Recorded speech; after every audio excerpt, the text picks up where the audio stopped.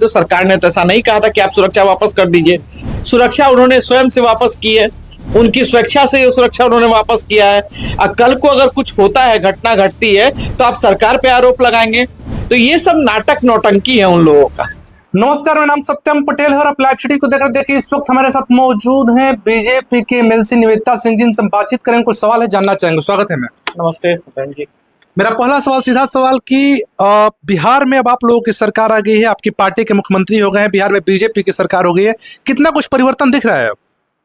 देखिए, आप तो समाज के चौथे स्तंभ के रूप में हैं और नीतीश जी की सरकार में गत 20 वर्षों में जो सुशासन की व्यवस्था रही है और समाज के हर व्यक्ति का जो उन्होंने कल्याण करने का और जो मूलभूत सुविधाएं होती हैं, बिजली, पानी, सड़क, हॉस्पिटल, शिक्षा, इन सब चीज़ों पर विशेष करके उनका ध्यान था। और आप देखें कि मूलभूत सुविधाओं में बहुत ही बड़ा परिवर्तन बिहार में आया और आज बिहार आपको दिखता है, संपूर्ण बिहार, कि किस तरह से यहाँ बिहार में विकास हुई है और चौमुखी विकास हुई है।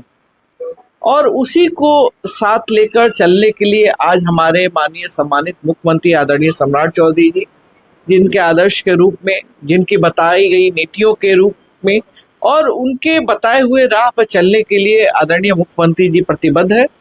और जो भी काम माननीय मुख्यमंत्री जी के कार्यकाल का भी जो अधूरा है, सबसे पहले जो हमारे मैनिफेस्टो में सारी चीज़ें थी 2025 की, उन सभी चीज़ों को पूरा करने के लिए हमारी सरकार प्रतिबद्ध है, कटिबद्ध है। और हमारी प्राथमिकता वही है कि जन कल्याण से जुड़ी सारी विषयों को कैसे हम सब विसंगतियों को दूर करें और आदरणीय मुख्यमंत्री नीतीश कुमार जी के द्वारा सरकार के जनता के हित में जो कदम उठाए जाने हैं उसको पूरा करना। एक और सवाल रहेगा जो काफी पटना में चर्चा में है कि आरजेडी के अगर बात करें तो पूर्व मुख्यमंत्री जो हैं लालू प्रसाद यादव, राबड़ी देवी की सुरक्षा कम कर दी गई है, सुरक्षा में बदलाव किया गया है, इसको लेकर काफी ज्यादा गुस्से में है राबड़ी देवी। देखिए, मैं एक महिला होने के नाते राबड़ी जी का बहुत सम्मान करती हूँ और बिहार की पहली महिला मुख्यमंत्री के रूप में उन्होंने अपना पूरा कार्यकाल पूरा किया था और आज भी सदन में हमारे साथ वो नेता प्रतिपक्ष के रूप में रहती हैं, अभिभावक हैं। लेकिन एक सरकार का जो आदेश होता है, उसी सरकार ने आपको सारी सुरक्षाएं मुहैया करवाई थी और अगर उसी सरकार में अगर अब आपको आवश्यकता नहीं है तो उस सुरक्षा में कमी की जाती है, तो उसको सभी को स्वीकार करना चाहिए। इसमें कहीं कोई इमेज डाउन होने का विषय और आपकी सुरक्षा में कहीं से कोई सेंध लग जाए, इसके लिए सरकार आपके लिए खड़ी है और कहीं से ऐसा कुछ नहीं होने वाला है। माननीय राबड़ी जी को इस विषय को ज्यादा तुल देने की आवश्यकता नहीं थी। तेजस्वी यादव भी अपना सुरक्षा सरकार को वापस कर दिए, जो भी सुरक्षा उनको मिला हुआ था उसको भी सरकार को उन्होंने वापस कर दिया और लालू पूरा परिवार जो है सुरक्षा वापस कर दिया। देखिए, अगर सुरक्षा उन्होंने वापस की तो सरकार ने तो ऐसा नहीं कहा था कि आप सुरक्षा वापस कर दीजिए। सुरक्षा उन्होंने स्वयं से वापस की है, उनकी स्वेच्छा से ये सुरक्षा उन्होंने वापस किया है। कल को अगर कुछ होता है, घटना घटती है, तो आप सरकार पे आरोप लगाएंगे। तो ये सब नाटक नौटंकी है उन लोगों का। तेजस्वी नौटंकी कर रहे हैं। क्यों? आपको सुरक्षा कही है सरकार ने कि आप वापस कर दीजिए। आपके सुरक्षा में कुछ कटौती की गई है तो उसको स्वीकार कीजिए ना। 50 आदमी लेके चल रहे हैं, 20 आदमी लेके चली गया तो कौन सा दिक्कत हो जाएगा? आरजेडी के लोग करेंगे, बीजेपी को ऐसे ऐसे लोगों को सुरक्षा मिला हुआ है जिनको कोई 5 आदमी भी नहीं पहचानता है। देखिए, अब भी आरजेडी तो तय नहीं करेगा हमारे लोगों का विषय कि हमारे यहाँ किसको दिया गया, नहीं दिया गया, ये हमारा विषय है, वो हम तय करेंगे। आपके दल के अंदर क्या हो रहा है हम तय करने जाते हैं? मेरी सरकार है, मेरी व्यवस्था है, हम तय करेंगे हमें किसे सुरक्षा देना है, किसे नहीं सुरक्षा देना है। और उनके सारे परिवार को सुरक्षा मुहैया था। आप लोग राबड़ी देवी का बंगला भी खाली करवा रही हैं लगातार। देखिए, नेता प्रतिपक्ष के नाते, एक माननीय विधान परिषद सदस्य होने के नाते, जो बंगला उनको दिया गया है वो भी कहीं से कहीं कोई खराब बंगला नहीं है। उसमें भी पहले भी लोग, पूर्व मंत्री, विधान परिषद के लीडर अपोजिशन, सभी लोग रह चुके हैं और वो बंगला उनके लिए ही आवंटित है। तो उनको एक बिहार के अच्छे नागरिक होने के नाते, प्रथम मुख्यमंत्री महिला होने के नाते, इस चीज को, संवेदनशीलता को समझना चाहिए और जिसके नाम से जो बंगला है उसको वही बंगले में जाकर रहना चाहिए।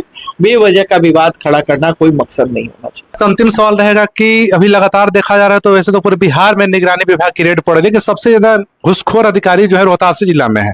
अब हम रोहतास में ही है, यहाँ पे लगातार निगरानी से पकड़े जा रहे हैं रिश्वत लेने के मामले में। अभी सासाराम सदर सीओ पकड़े गए थे, स्वास्थ्य विभाग का कर्मी पकड़ा गया, उससे पहले कर्मचारी, कई राजस्व कर्मचारी पकड़े गए। तो क्या सबसे ज्यादा घूसखोर जो अफसर हैं ये रोहतास जिला में है क्या? देखिए, जो भी घूसखोर होंगे और जो भी अधिकारी इस ढंग के कृत्य में संलिप्त होंगे तो किसी को भी बख्शा नहीं जाएगा।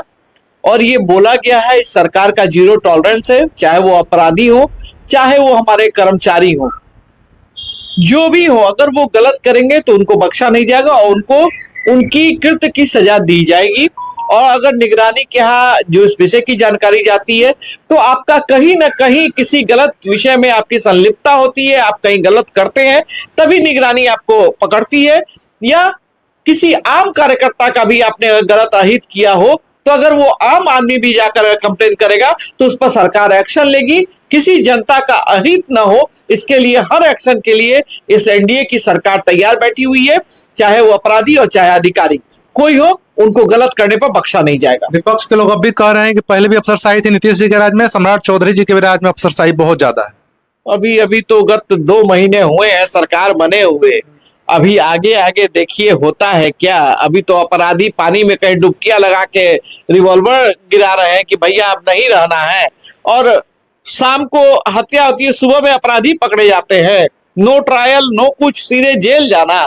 तो अभी देखिए समय है, अभी थोड़ा सरकार अपने आप को व्यवस्थित हो जाए, फिर देखिएगा आप एक्शन क्या होता है बिहार की सरकार का। अभी सरकार थोड़ा स्टेबल हो जाए फिर देखिएगा क्या कुछ एक्शन होगा बिहार की सरकार का। अभी आप सुन रहे थे बीजेपी के मंत्री निवेदिता सिंह को, सीधे तौर पर उन्होंने कहा कि राबड़ी जी को भी आवास खाली कर देना चाहिए और तेजस्वी यादव को भी इन्होंने कह दिया है कि सुरक्षा वापस नहीं करनी चाहिए। सरकार ने जो है सुरक्षा दिया है तो उनको वापस नहीं करना चाहिए था। इस खबर लगातार बने वैसे खबर के साथ बहुत बहुत धन्यवाद। तो सरकार ने तो ऐसा नहीं कहा था कि आप सुरक्षा वापस कर दीजिए, सुरक्षा उन्होंने स्वयं से वापस की है, उनकी स्वेच्छा से ये सुरक्षा उन्होंने वापस किया है। कल को अगर कुछ होता है, घटना घटती है तो आप सरकार पे आरोप लगाएंगे, तो ये सब नाटक नौटंकी है उन लोगों का।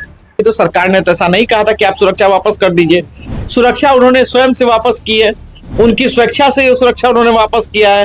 कल को अगर कुछ होता है, घटना घटती है तो आप सरकार पे आरोप लगाएंगे, तो ये सब नाटक नौटंकी है उन लोगों का। तो सरकार ने तो ऐसा नहीं कहा था कि आप सुरक्षा वापस कर दीजिए, सुरक्षा उन्होंने स्वयं से वापस की है, उनकी स्वेच्छा से ये सुरक्षा उन्होंने वापस किया है। कल को अगर कुछ होता है, घटना घटती है तो आप सरकार पे आरोप लगाएंगे, तो ये सब नाटक नौटंकी है उन लोगों का।